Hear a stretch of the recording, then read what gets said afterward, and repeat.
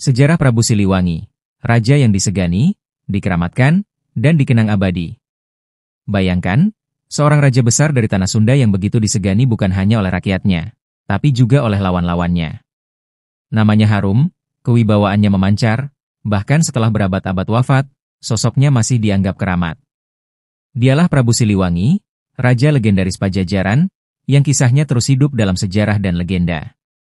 Sebelum kita masuk ke dalam kisah yang penuh sejarah, mitos, dan misteri ini, jangan lupa untuk klik tombol like, subscribe, dan nyalakan lonceng notifikasinya, agar kamu tidak ketinggalan cerita-cerita sejarah Nusantara yang syarat makna. Mari kita telusuri bersama, kisah luar biasa tentang Prabu Siliwangi, raja yang disegani, dikeramatkan, dan dikenang abadi. Bagian 1, Awal Kehidupan dan Asal-Usul. Prabu Siliwangi adalah raja besar kerajaan Pajajaran, yang berkuasa sekitar abad ke-15. Nama aslinya adalah Sri Baduga Maharaja, putra dari Prabu Dewa Niskala dan Dewi Naganingrum. Sejak kecil, ia tumbuh sebagai seorang pangeran yang berkarakter kuat, cerdas, dan penuh harisma. Ia bukan hanya dididik dalam ilmu politik dan pemerintahan, tetapi juga dalam kesaktian dan spiritualitas. Legenda Sunda menyebutkan bahwa Siliwangi memiliki darah raja yang murni, keturunan langsung dari raja-raja Sunda sebelumnya. Hal inilah yang membuatnya sejak kecil sudah dianggap istimewa. Bagian 2, Naik tahta sebagai Raja Pajajaran. Ketika dewasa, Sri Baduga Maharaja dinobatkan menjadi Raja Pajajaran. Gelarnya dikenal luas sebagai Prabu Siliwangi, sebuah nama yang kelak melegenda. Di bawah kepemimpinannya, Pajajaran mencapai masa keemasan. Ia memindahkan pusat kerajaan ke Pakuan Pajajaran, sekarang daerah Bogor, membangun infrastruktur, memperkuat pertahanan, dan memperluas wilayah. Rakyatnya hidup makmur, pertanian berkembang, dan perdagangan semakin ramai. Pajajaran menjadi salah satu kerajaan paling disegani di Nusantara. Bagian 3, Pemerintahan yang adil dan bijaksana. Prabu Siliwangi dikenal sebagai raja yang adil. Ia memperhatikan rakyat kecil, menegakkan hukum, dan menjaga keseimbangan antara kekuasaan duniawi dengan spiritual. Konon, ia sering menyamar untuk turun langsung melihat kehidupan rakyatnya. Dari situlah ia tahu apa yang mereka butuhkan. Sifat bijaksana inilah yang membuatnya dicintai rakyat dan ditakuti lawan. Bagian 4, Hubungan dengan dunia luar. Sebagai raja besar, Prabu Siliwangi menjalin hubungan dengan kerajaan-kerajaan lain, baik di Jawa maupun luar Jawa. Pajajaran dikenal sebagai kerajaan yang kaya dan kuat, sehingga banyak kerajaan yang ingin menjalin hubungan diplomatik maupun perdagangan. Namun, Siliwangi juga tidak segan berperang jika ada yang mencoba mengusik kedaulatan kerajaannya. Bagian 5, Keluarga dan Keturunan. Prabu Siliwangi memiliki beberapa istri dan banyak keturunan. Salah satu putranya yang terkenal adalah Raden Kian Santang, yang kelak menjadi tokoh legendaris dan dikenal sebagai pendekar sakti penyebar Islam di tanah Sunda. Selain itu, ia juga memiliki keturunan yang kemudian menyebar ke berbagai wilayah, menjadi bangsawan dan tokoh penting di masa-masa setelahnya. Bagian 6, Pertemuan dengan dakwah Islam. Pada masa pemerintahan Prabu Siliwangi, Islam mulai masuk dan berkembang di tanah Sunda. Beberapa ulama dan wali, termasuk Sunan Gunung Jati, mulai menyebarkan ajaran Islam di Cirebon. Hubungan Pajajaran dengan Cirebon inilah yang kelak menimbulkan cerita tentang interaksi antara Prabu Siliwangi dan para penyebar Islam. Ada versi cerita yang mengatakan bahwa Siliwangi menghormati ajaran Islam, meski ia sendiri tetap setia pada ajaran leluhur Sunda wiwitan. Bagian 7, Pertarungan batin dan konflik agama. Legenda juga menyebutkan adanya peristiwa ketika Prabu Siliwangi dan pasukannya menghadapi para wali.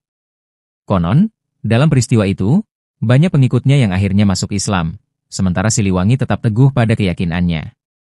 Konflik inilah yang membuat kisah Prabu Siliwangi semakin syarat nuansa spiritual. Ia digambarkan sebagai raja yang berpegang teguh pada ajaran lama, tetapi juga tidak menolak kehadiran agama baru. Bagian 8, Kesaktian Prabu Siliwangi.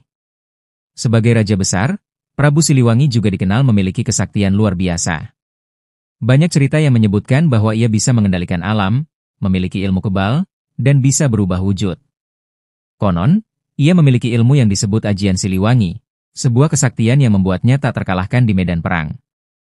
Bagian 9, Kisah Moksa Prabu Siliwangi. Salah satu kisah paling terkenal tentang Prabu Siliwangi adalah tentang akhir hidupnya. Banyak yang percaya bahwa ia tidak meninggal secara biasa, melainkan moksa atau menghilang tanpa meninggalkan jasad. Legenda Sunda menyebutkan bahwa Prabu Siliwangi berubah menjadi harimau bersama para pengikutnya, dan moksa di hutan larangan yang kini dikenal sebagai Leuweung Sancang di Garut.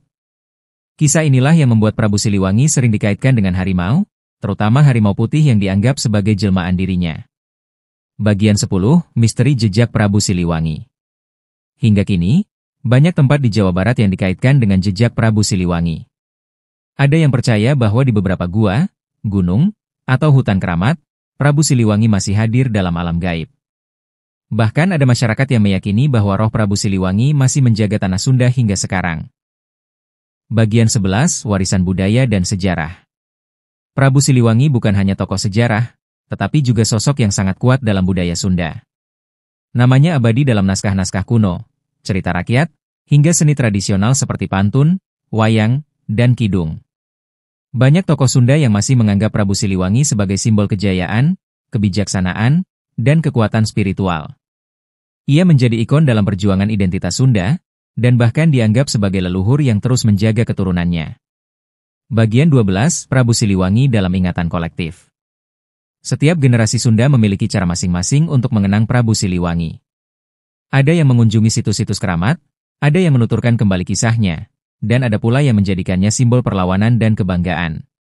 Meski sejarah dan legenda sering bercampur, sosok Prabu Siliwangi tetap hidup sebagai raja besar yang dikeramatkan. Bagian 13, Warisan Prabu Siliwangi dalam budaya Sunda.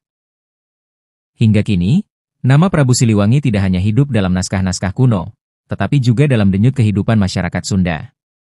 Banyak tradisi, kesenian, hingga pepatah yang diyakini berakar dari ajaran dan teladan beliau. Wayang golek, pantun Sunda, hingga kesenian Sisingaan disebut-sebut memiliki jejak kuat dari nilai yang diwariskan Pajajaran. Sosok Prabu Siliwangi digambarkan sebagai raja bijaksana, pelindung rakyat, sekaligus pemimpin yang memperhatikan keseimbangan antara manusia, alam, dan Sang Pencipta. Bahkan hingga kini, masyarakat Sunda sering menyebut kata ngalalakon atau menjalani hidup dengan cara yang terhormat, sebagai bentuk penghormatan pada ajaran leluhur, termasuk peninggalan Prabu Siliwangi. Warisannya bukan hanya soal kerajaan, melainkan juga falsafah hidup yang tetap membimbing banyak orang. Penutup raja yang dikenang abadi. Prabu Siliwangi bukan hanya sekadar nama dalam buku sejarah. Ia adalah raja yang memimpin Pajajaran di masa kejayaannya, seorang penguasa yang bijaksana, sakti, dan penuh harisma. Hingga kini, ia tetap dikenang, dikeramatkan, dan dihormati oleh masyarakat Sunda. Sosoknya menjadi pengingat bahwa seorang pemimpin sejati bukan hanya soal kekuasaan, tetapi juga tentang kebijaksanaan dan warisan abadi yang ditinggalkan.